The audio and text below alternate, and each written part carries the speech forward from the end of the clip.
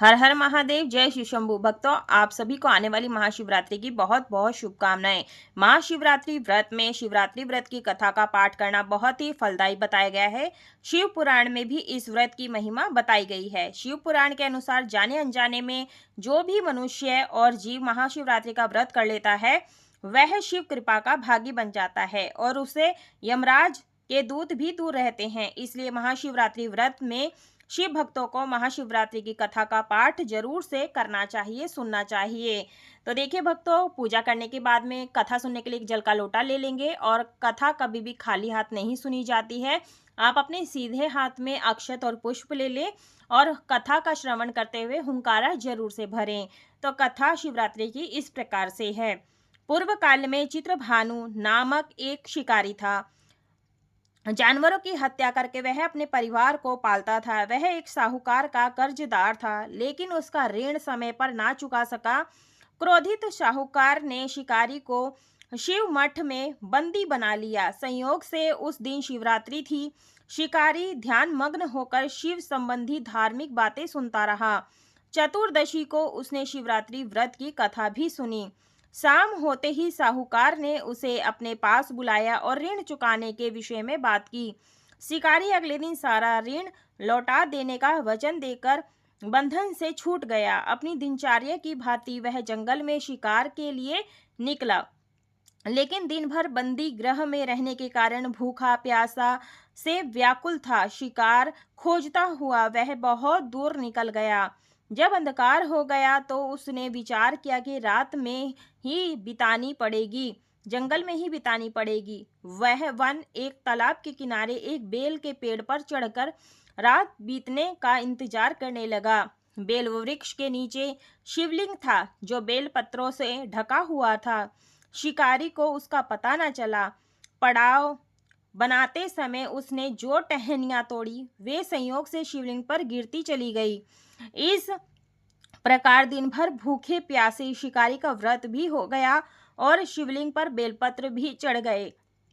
एक पहर रात्रि बीत जाने पर एक गर्भिणी हिरणी तालाब पर पानी पीने पहुंची। शिकारी ने धनुष पर तीर चढ़ाकर ज्यों ही प्रत्यंचा खींची, हिरणी बोली, मैं गर्भिणी हूँ, शीघ्र ही प्रसव करूंगी। तुम एक साथ दो जीवों की हत्या करोगे जो ठीक नहीं है।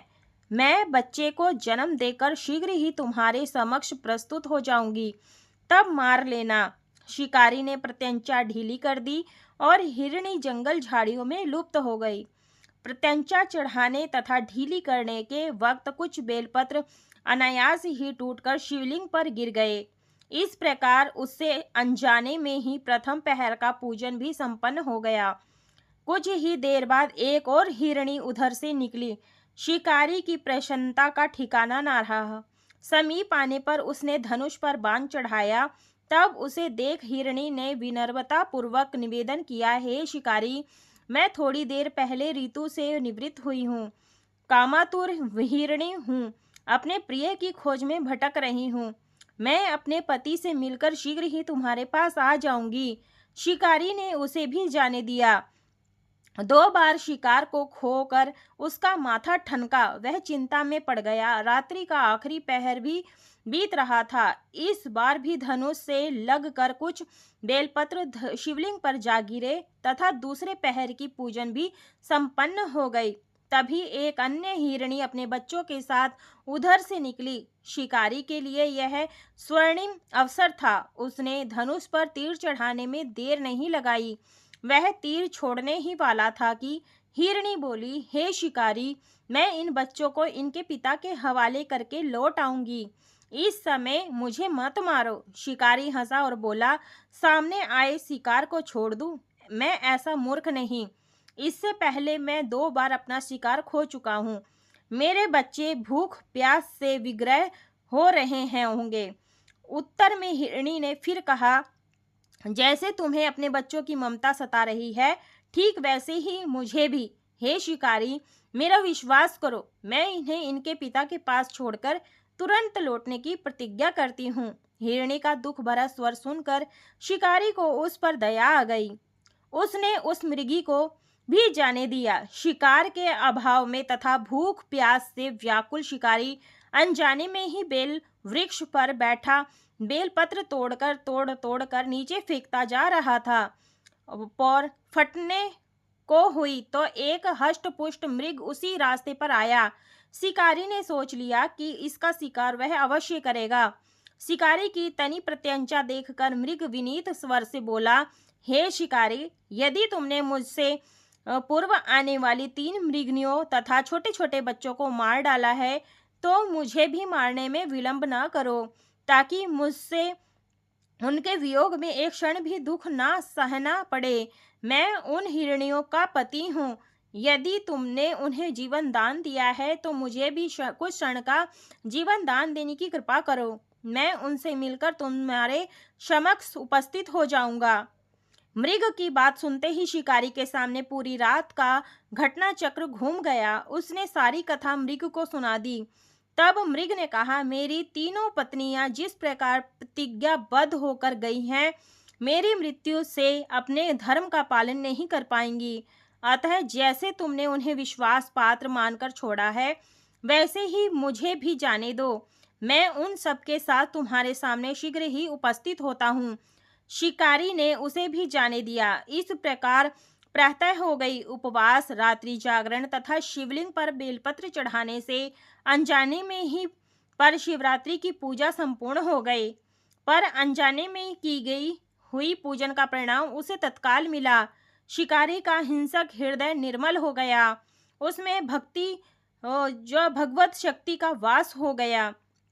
थोड़ी ही देर बाद वह मृग सब परिवार शिकारी के समक्ष उपस्थित हो गया, ताकि वह उनका शिकार कर सके। किंतु जंगली पशुओं की ऐसी सत्यता, सात्विकता व एवं सामूहिक प्रेम भावना देखकर शिकारी को बड़ी ग्लानि हुई। उसने मृग परिवार को जीवन दान दे दिया। अनजानी में शिवरात्रि के व्रत का पालन करने पर भी शिकारी को मोक्ष की प्राप्ति हुई। जब मृत्यु काल में यमदूत उसके जीव को ले जाने आए, तो शिवगणों ने उन्हें वापस भेज दिया तथा शिकारी को शिवलोक ले गए।